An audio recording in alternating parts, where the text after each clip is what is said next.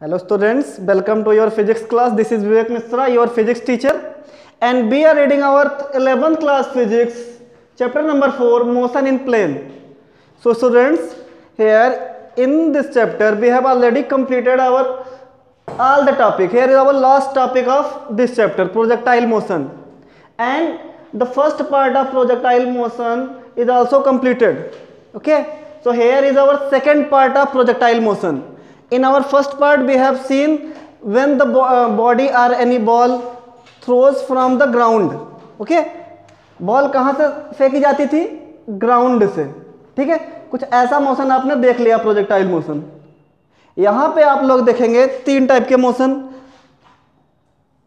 तीनों में एक कॉमन सी बात ये रहेगी कि बॉडी एक हाइट से फेंकी जाएगी. हाइट से या तो डायरेक्टली लीप कर दी जाएगी, या तो उसी हाइट से थ्रो की जाएगी, और या तो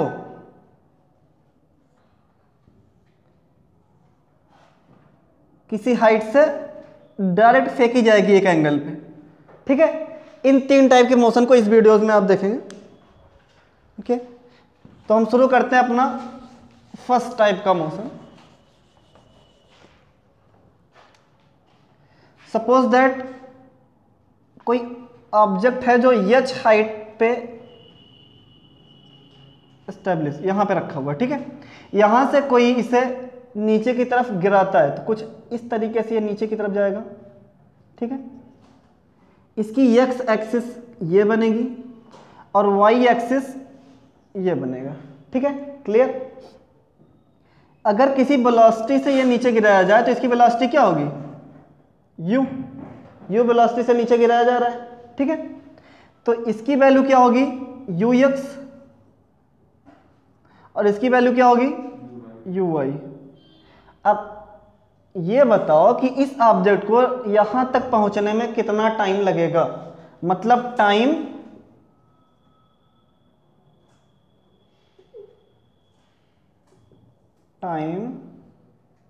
टू रीच द ग्राउंड.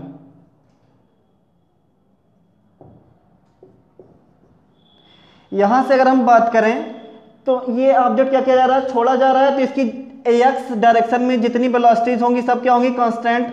अगर यू से ये छोड़ा गया यहां से तो यहां भी यू एक्स रहेगा, इधर भी यू एक्स रहेगा, और नीचे पहुंचते टाइम भी क्या रहेगा? You x. क्यों यू एक्स रहेगा? क्योंकि इसका कोई भी एक्सीलरेशन चेंज नहीं हो रहा है. ठीक है, अगर एक्स एक्सिस में हम देखें तो हमने क्या किया? बॉडी को लीप किया है. ठीक है, लीप करने के बाद यहां पे एक्सीलरेशन चेंज होगा? एक्स एक्सिस में कोई भी एक्सीलरेशन चेंज नहीं होगा, क्योंकि कोई भी फ्यूल या इंजन इसमें एक्सटर्नल एनर्जी क्रिएट नहीं कर रहा है, कोई भी फोर्स नहीं दे रहा है. ठीक है, इसलिए एक्स एक्सिस में इसका एक्सीलरेशन कितना हो जाएगा? 0. मतलब यहां पे हम एक्स एक्सिस और वाई एक्सिस, मतलब एक्स डिस्टेंस और वाई डिस्टेंस पे देख लेते हैं क्या क्या गिवन है हमारे पास. वेलोसिटी कितनी हो जाएगी एक्स डिस्टेंस की? Initial you x. ठीक, एक्सीलरेशन कितना हो जाएगा? ए एक्स इज इक्वल टू 0. ठीक है, क्यों? क्योंकि कोई भी एक्सटर्नल फोर्स क्रिएट नहीं किया जा रहा है, कहीं से भी इसकी स्पीड बढ़ाई या घटाई नहीं जा रही है. ठीक है, तो एक्सीलरेशन इन एक्स एक्सिस कितना हो जाएगा? 0. ठीक, निकालना है हमको टाइम. यहां पे वाई डिस्टेंस पे यू वाई है हमारे पास. ठीक, दूसरा a x a y equal to कितना हो जाएगा? Acceleration in y axis. Acceleration in y axis, acceleration लगातार वाई एक्सिस में क्या होगा? कौन सा एक्सीलरेशन वर्क करेगा? ग्रेविटी. ऊपर से बॉडी लीप की जा रही है नीचे की तरफ, तो वर्टिकली चाहे अपवर्ड जाए चाहे डाउनवर्ड आए, वाई एक्सिस ही वर्क करेगा ना. और वाई एक्सिस में नीचे की तरफ ऑब्जेक्ट में क्या वर्क करता है? ग्रेविटी माइनस जी.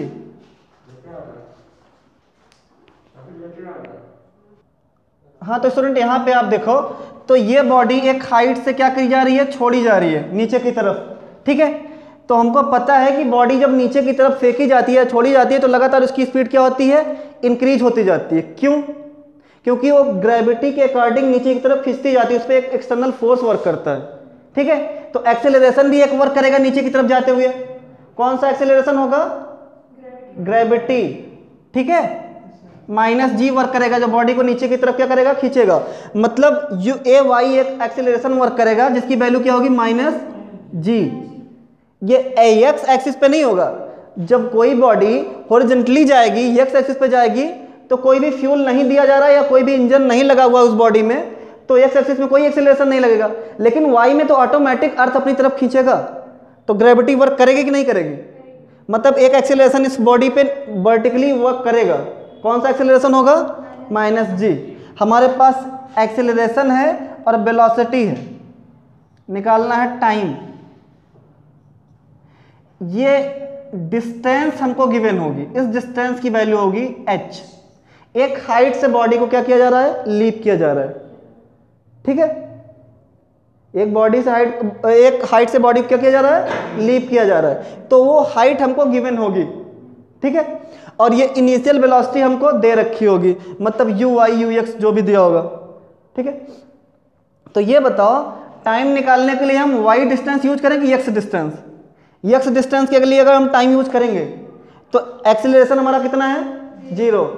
फर्स्ट इक्वेशन में टाइम आता है, सेकंड इक्वेशन में टाइम आता है, थर्ड में टाइम नहीं आता है, ठीक है। मतलब हम केवल यूज कर सकते हैं फर्स्ट इक्वेशन और सेकंड इक्वेशन टाइम निकालने के लिए। और फर्स्ट इक्वेशन में भी टाइम एक्सेलरेशन से मल्टीप्लाई होता है और सेकंड इक्वेशन में भी टाइम एक्सेलरेशन से मल्टीप्लाई होता है कि नहीं होता है? मतलब दोनों ही कंडीशन में एक्स एक्सिस में अगर हम रखेंगे तो एक्सेलरेशन कितना है, 0। मतलब टाइम भी साथ में क्या हो जाएगा, और हमको निकालना क्या है, टाइम। मतलब हम कौन सी एक्सिस यूज करेंगे, वाई एक्सिस। तो इस एक्सिस के थ्रू हम टाइम कैलकुलेट करेंगे। इसमें क्यों नहीं करेंगे, क्लियर हुआ? अब हमारे पास दो फार्मूले हैं, दो इक्वेशन है टाइम निकालने के लिए, और हमारे पास दे रखी है, यहां पे देखो क्लियर दिख रहा है, डिस्टेंस दे रखा है हमको h। क्या दिया हुआ है, h। नहीं दिख रहा है, यहां तक दिख रहा है? हाँ चलो ठीक है। डिस्टेंस कितना दिया हुआ है, h। हमारे पास डिस्टेंस है, एक्सीलरेशन है, इनिशियल वेलोसिटी है, तो क्या हम टाइम निकाल सकते हैं? पक्का? देख लेते हैं। सेकंड इक्वेशन, डिस्टेंस है मतलब सेकंड इक्वेशन, ठीक है। डिस्टेंस और टाइम का कॉम्बिनेशन सेकंड इक्वेशन में ही आता है, s equal to U T plus 1/2 GT square. कोई दिक्कत यहां तक? पक्का? यस कितना है हमारा, हाइट।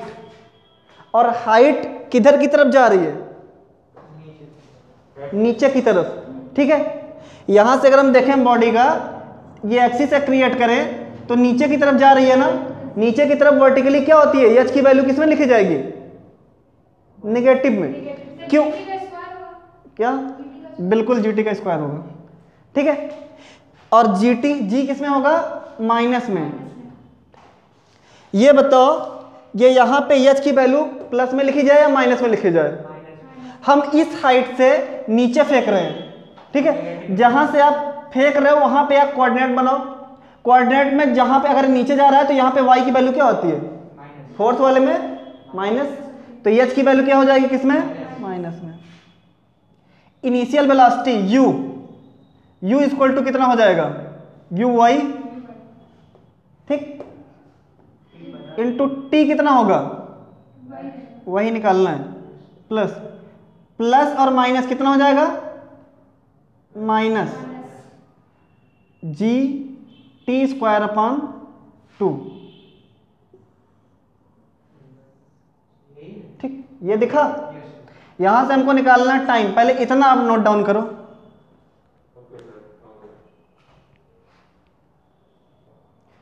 यहां से हम देखेंगे कि जब हम बॉडी को लीप कर रहे थे, ठीक है, लीप कर रहे थे तो हमारी जो एक्स डायरेक्शन में वेलोसिटी थी वो क्या थी, यू एक्स, ठीक है। इधर देखो पहले सब लोग कि जब हम बॉडी को लीप कर रहे थे, ऐसे छोड़ रहे थे एक्स डायरेक्शन में, तो एक वेलोसिटी से लीप कर रहे थे ना, यू एक्स, ठीक है। लेकिन नीचे की तरफ उसमें ऐसा तो था नहीं कि उसको फेंक रहे थे, ठीक है। तो वर्टिकली उसमें कोई वेलोसिटी यूज नहीं हो रही थी, वर्टिकल वेलोसिटी उसकी कितनी थी, 0। मतलब यहाँ पे यू वाई कितना हो जाएगा, 0, और 0 इंटू टी हो जाएगा ना, इधर minus H equal to 0 into T minus G T का स्क्वायर अपॉन 2। ये पूरा का पूरा कितना, minus H equal to minus G T square upon 2, ये 2 इधर जाएगा और जी इधर आएगा, तो ये हो जाएगा minus 2h upon minus G equal to T का स्क्वायर होगा। माइनस से माइनस कैंसिल, ये हो जाएगा T square is equal to 2h upon G. T is equal to दिख रहा है उसमें, अंडर रूट में 2h अपॉन, ये क्लियर हुआ कि नहीं? ठीक है, इसको नोट डाउन करो जल्दी से। तो बेटा इस तरीके से इसका आ गया हमको टाइम। अब एक इसका न्यूमेरिकल देख लो एग्जांपल के थ्रू। सपोज दैट कोई भी ऑब्जेक्ट, इसी वाले में बता दे रहा हूं, सपोज दैट कोई भी ऑब्जेक्ट 10 मीटर की हाइट से, ठीक है, इसकी हाइट कितनी है 10 मीटर की हाइट से थ्रू ऊपर से नीचे क्या किया जाता है, लीप किया जाता है, ठीक है। कितने टाइम बाद वो नीचे आ जाएगा? ठीक, कैसा क्वेश्चन, कोई भी ऑब्जेक्ट 10 मीटर की हाइट से नीचे लीप किया जाता है तो कितनी देर बाद वो नीचे आ जाएगा? तो t is equal to under root 2h upon जी।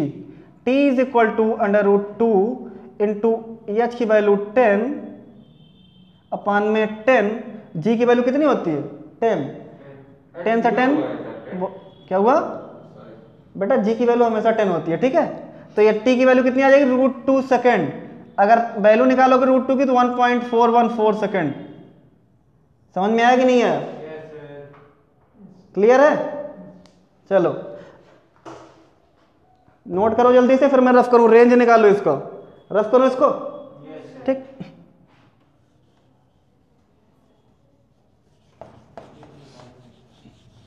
ऋषि समझ में आ रहा है कि नहीं आ रहा है? बिल्कुल।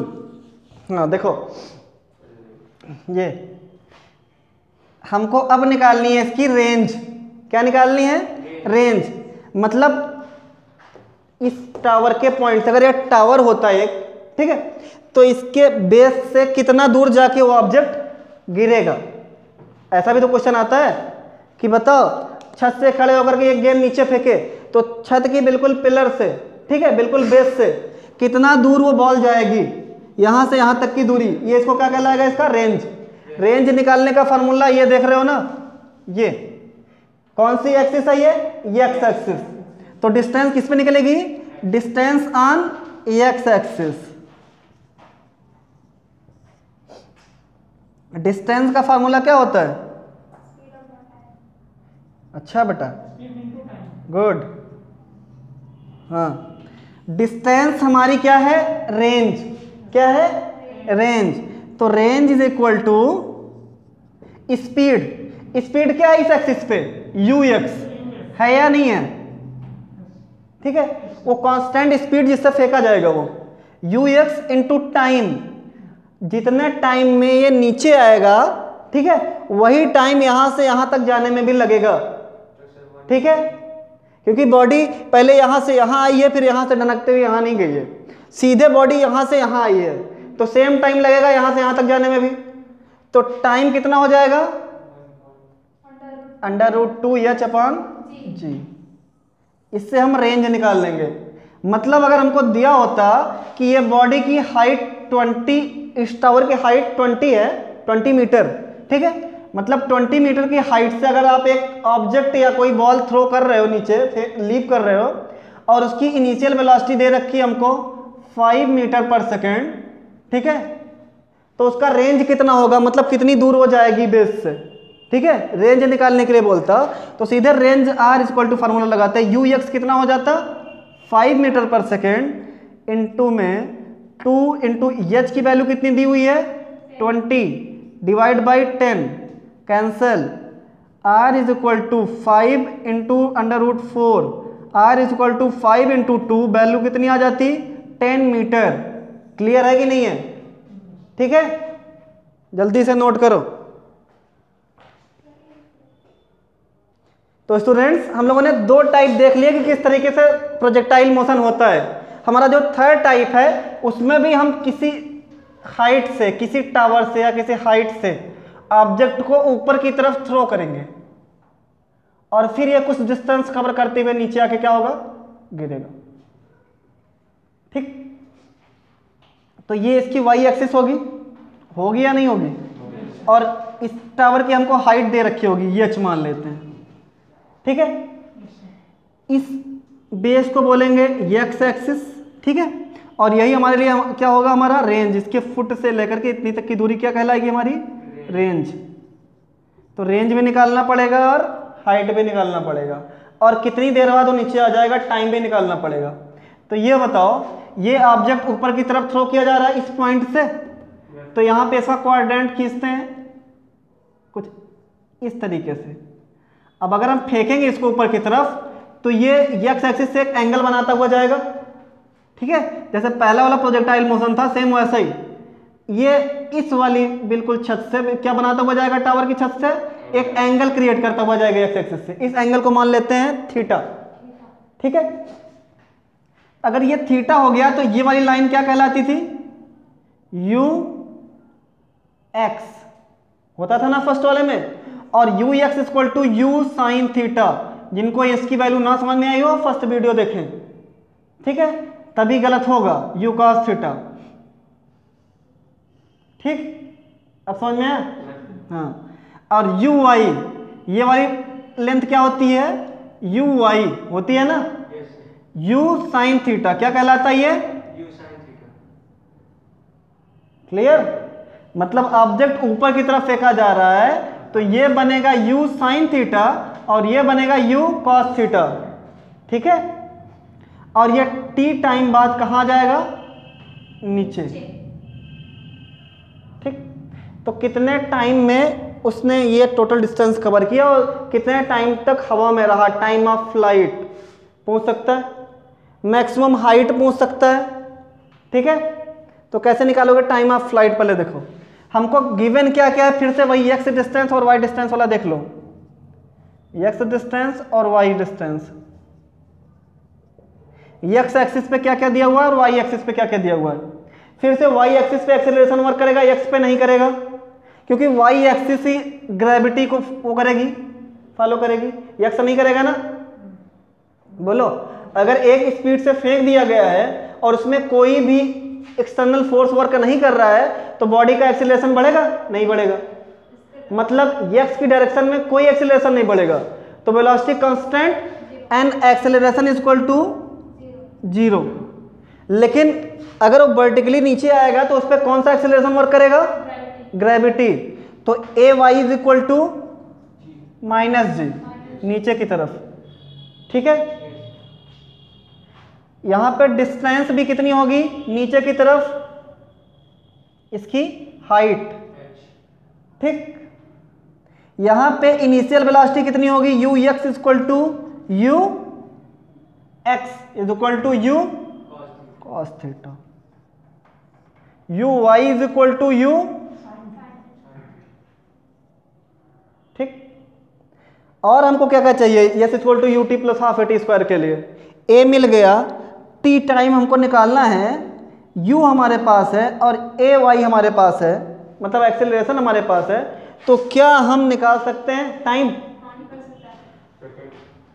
From the second equation of motion.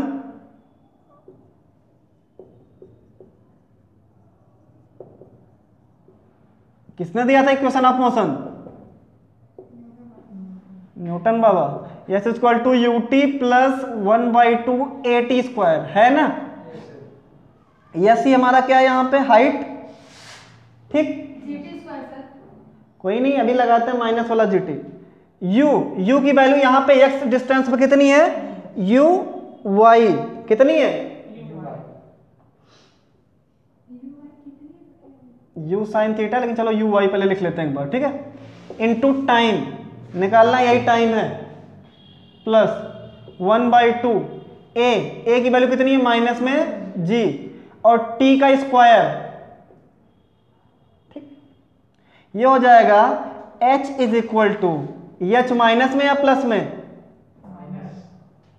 याद रखना ये, यू वाई कितना हो जाएगा, U sine theta into T plus minus minus G T का स्क्वायर अपान में 2। कोई दिक्कत? Minus H is equal to U T sine theta minus G T square upon 2। ठीक है, ये बनेगा एक टाइप का क्वाड्रेटिक इक्वेशन। यहां पे हमको इनमें से किसी भी तीन की वैल्यू दी होगी तो हम टाइम की वैल्यू निकाल लेंगे। ठीक है, इस क्वाड्रेटिक इक्वेशन से हम टाइम की वैल्यू कैसे निकालेंगे, देखो एग्जांपल के थ्रू ये हमारा इक्वेशन बनेगा। ठीक है, इससे हम टाइम निकालेंगे। सपोज दैट एक कोई हाइट से एक ऑब्जेक्ट ऊपर की तरफ फेंका जा रहा था, ठीक है, थ्रो किया जा रहा है, तो एक्स की वेलोसिटी हमको गिवन होगी सपोज दैट 30 मीटर पर सेकेंड। कितनी है? 30 मीटर पर सेकेंड। और ये जो टावर की हाइट से जो एंगल क्रिएट कर रहा था वो है 30 डिग्री। कितनी है? 30 डिग्री। टावर की हाइट हमको दे रखी है 20 मीटर। कितनी दे रखी है? 20 मीटर। अब बताओ क्या हम टाइम निकाल सकते हैं कितनी देर बाद ये नीचे आके गिरेगा? बोलो, टाइम निकाल सकते हैं? क्या क्या गिवन है हमको? हाइट ऑफ द टावर कितना है? 20 मीटर। ठीक, स्पीड यू कितना दे रखा है? 30 मीटर पर सेकेंड। ठीक, और एंगल थीटा कितना दे रखा है? 30 डिग्री। और जी की वैल्यू होती है 10 मीटर पर सेकेंड स्क्वायर। ठीक है, अब बहुत बड़ा सा तुमको क्वेश्चन लिखा हुआ दिखेगा, लगभग 5 से 6 लाइन का, 7 लाइन का। ठीक है, लेकिन उनमें तुमको ढूंढना यही 3-4 है। इसकी वैल्यू फिक्स है। अगर उसने 9.8 ब्रैकेट में करके लिखा हुआ है तो आपको 9.8 यूज करना है, नहीं तो 10 ही लगाना है। ठीक है, एंगल उसमें लिखा होगा, देख लोगे डिग्री वाला एंगल होता है। और इनिशियल वेलोसिटी दे रखी होगी, कितनी वेलोसिटी से ऊपर थ्रो किया जा रहा है। और हाइट दे रखी होगी, या तो हाइट या तो रेंज। पहले हाइट वाला देख लेते हैं फिर रेंज वाला। ठीक है, हाइट दे रखी होगी तो कैसे निकालोगे टाइम, कितने टाइम बाद वो नीचे आएगा? तो इसकी वैल्यू कितनी हो जाएगी? -20 इक्वल टू यू कितना दे रखा है? 30 into t into sine 30 minus g की वैल्यू 10 टी का स्क्वायर अपान में 2। कोई दिक्कत?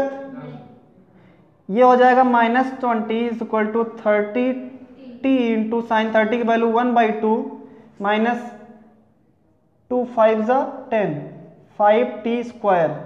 कैंसिल करो, कितना आएगा? 15। ये हो जाएगा -20 into is equal to 15t minus 5t का स्क्वायर। क्लियर है कि नहीं?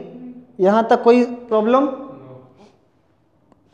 अगर LHS RHS दोनों है हमारे पास तो हम दोनों साइड में सेम नंबर से डिवाइड मल्टीप्लाई करवा सकते हैं। ठीक है, divide by 5 in LHS and also in RHS। 5 से अगर हम डिवाइड करवा दें इसमें तो इसमें भी होगा, इसमें भी होगा। होगा या नहीं होगा? क्योंकि सब 5 से डिविजिबल है। 5 4 ज़ा 20, 5 3 ज़ा 15, 5 1 ज़ा 5। ये हमको मिल गया। यहाँ पे शो हो रहा है, उसमें दिख रहा है कि नहीं? -4 is equal to 3t minus T का स्क्वायर। दिख रहा है कि नहीं उसमें? अब ये सबको उठा के इधर लाओ, इधर बचेगा 0। ये जब इधर आ जाएगा तो हो जाएगा t का स्क्वायर -3t और -4 इज इक्वल टू 0। ये क्वाड्रेटिक इक्वेशन हमारे पास, इससे क्या हम t की वैल्यू निकाल सकते हैं? बोलो। ठीक, अब निकाल के हम दिखा रहे हैं आपको। t square -3। अब 3 का ऐसा फैक्टर ढूंढो जिसे मल्टीप्लाई करने पे 4 आए और माइनस करने पे 3 आए। 4 - 1 कितना होगा? 4 - 1 कितना होगा? 3। और 4 1 जा 4। ठीक है, तो t square -4 - 1 t -4 is equal to 0। t square -4t minus minus plus t -4 is equal to 0। यहाँ से क्या कॉमन हो जाएगा? t बचेगा कितना? t -4। यहाँ पे क्या कॉमन हो जाएगा? 1। ठीक है, ये t है, 1 कॉमन कर लिया हमने तो अंदर हो जाएगा t -4। दिख रहा है उसमें? t की एक बार t minus 4 is equal to 0 रखोगे तो t की वैल्यू हो जाएगी 4। एक बार t plus 1 is equal to 0 रखोगे तो t की वैल्यू -1। अब t की वैल्यू माइनस में तो होती नहीं है, तो क्या हो जाएगी t की वैल्यू 4 सेकेंड। इस तरीके से तुम लोग पता लगाओगे कि कितने टाइम बाद वो बॉल, वो ऑब्जेक्ट नीचे तक आ जाएगा। ठीक है, जल्दी से नोट डाउन करो इसे।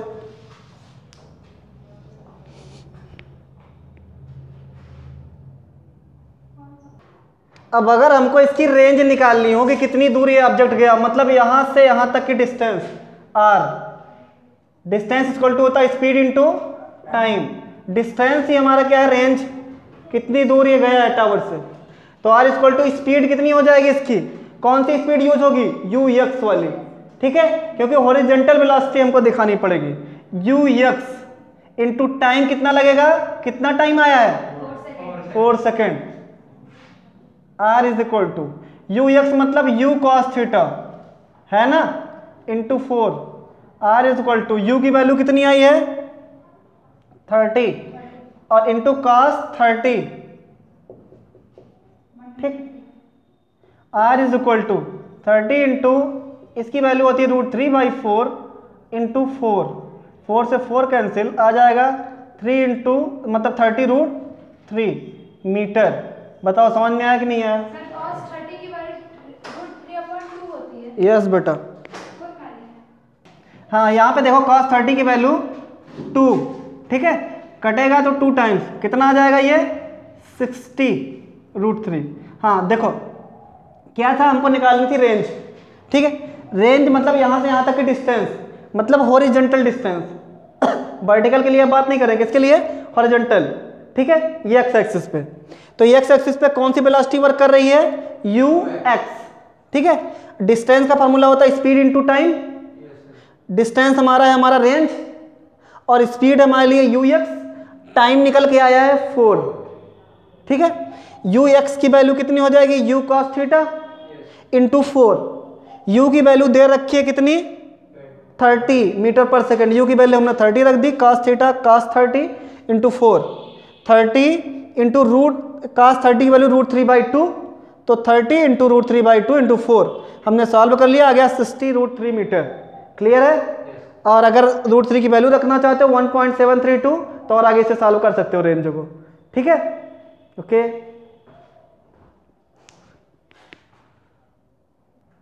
यहां पे पूछ सकता है आपसे कि टकराते टाइम, ठीक है, जब बॉल ने या ऑब्जेक्ट ने ग्राउंड को स्ट्राइक किया, ठीक है, तो टकराते टाइम उसकी वेलोसिटी क्या थी। तो वेलोसिटी में हमको पता है क्या क्या होता है, magnitude as well as direction. मतलब हमको निकालनी है वेलोसिटी वेक्टर v। ठीक है, vector v is equal to होता है, मैंने फार्मूला बता रखा है, vx i cap plus by j cap. याद है ना? अब यहां पे आप लोग देखिए तो वेक्टर v की वैल्यू कैसे आती है, vx। हमको पता है कि जिस स्पीड से वो चल रहा था ये एक्स एक्सिस पे हॉरिजॉन्टली, उसी से वो यहाँ आके टकराएगा भी कांस्टेंट वेलोसिटी से। तो जितना उसका ux होगा उतना ही उसका vx भी होगा। ठीक है, then vx is also equal to ux, दोनों बराबर होंगे ना। तो यहाँ पे वैल्यू ux की और vx की क्या होगी, बराबर। लेकिन जब हम vy निकालेंगे, क्या निकालेंगे, vy, तो vy इज इक्वल टू निकलेगा हमारा first equation of motion, v is equal to u plus at से। ठीक है, और u यहाँ पे क्या है, uy प्लस at, तो प्लस a की वैल्यू माइनस जी इंटू टी। टाइम कितना आ गया है, 4 आ गया है ना। vy इज इक्वल टू हो जाएगा uy मतलब u साइन थीटा है ना, माइनस जी की वैल्यू 10 इंटू 4, ये आ जाएगा by is equal to u sine theta, u की वैल्यू 30, साइन थीटा मतलब साइन 30, डिग्री 30 दे रखा है ना, हाँ, ये -40। vy इज इक्वल टू हो जाएगा 30 इंटू 1/2 होगा ना साइन 30 की value. by is equal to आ जाएगा, कट करोगे कितना आएगा 15 माइनस 40, vy की वैल्यू कितनी आ गई -20। बोलो क्लियर है कि नहीं, मीटर पर सेकंड। ठीक, तो हमारे पास फॉर्मूला है vx i cap, vx is equal to ux और यू एक्स की वैल्यू कितनी आई थी हमारी, U X equal to U cos theta था, है ना, यहीं से निकाल लेते हैं 30 इंटू कॉस 30 आ जाएगी, 30 इंटू कॉस 30 की वैल्यू √3/2 मीन्स 15√3। बोलो क्लियर है। तो यू एक्स और बी एक्स दोनों बराबर हो जाएंगे और वी एक्स की वैल्यू भी आ जाएगी 15√3 मीटर पर सेकेंड।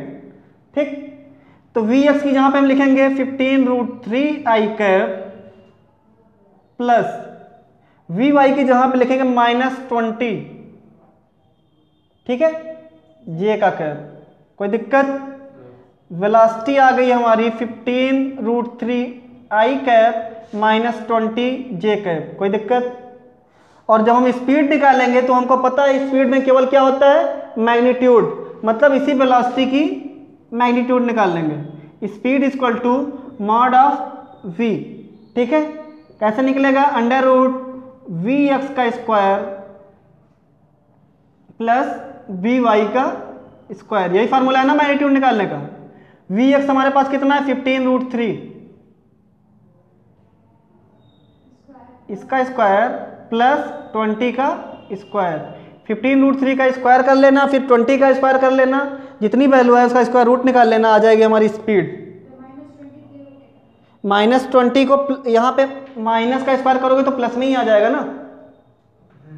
ठीक, तो इसमें ये बताओ 15√3 का स्क्वायर कितना होगा, 15 इंटू 15 इंटू 3, 225 इंटू 3, 3 5 जा 15, 3 2 जा 6 और 1 7, 3 2 जा 6, 6 7 5, इसका 400 आ जाएगा 1075 आ जाएगा ना।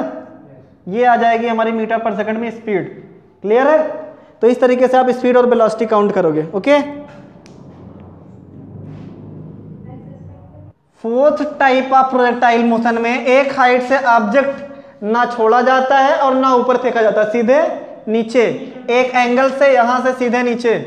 ठीक है, तो ये बताओ अगर ऑब्जेक्ट ऐसे जाके गिरेगा तो यहां से यहां तक आने में कुछ ना कुछ टाइम लगेगा। ये टावर की कुछ ना कुछ हाइट होगी और यहां से यहां तक इसी कुछ ना कुछ डिस्टेंस, इसका रेंज होगा।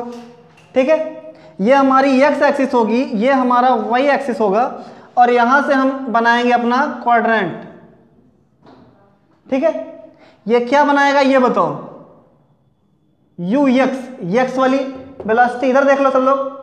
ये वाली जो एक्सिस है इस पे वेलोसिटी जो होगी यू एक्स वाली होगी, क्योंकि ये एक्स एक्सिस हॉरिजॉन्टल वाली।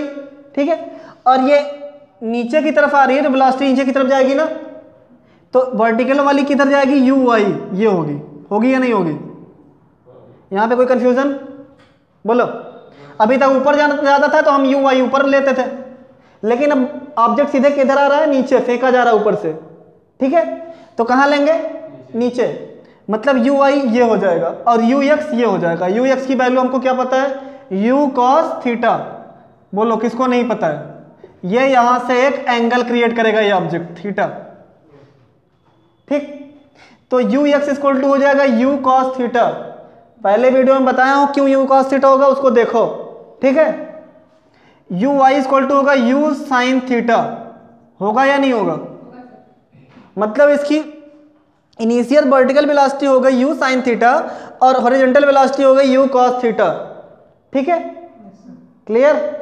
टाइम बताना कितने टाइम में नीचे आ जाएगा अगर इसकी हाइट और रेंज गिवन हो तो। ठीक है, एक्सीलरेशन केवल वर्टिकल के लिए वर्क करेगा, हॉरिजॉन्टल के लिए बिल्कुल नहीं। तो एक्सीलरेशन वर्टिकल के लिए ए वाई कितना होगा, ए वाई इक्वल टू -g और ए एक्स इक्वल टू 0। बोलो है या नहीं है? क्लियर?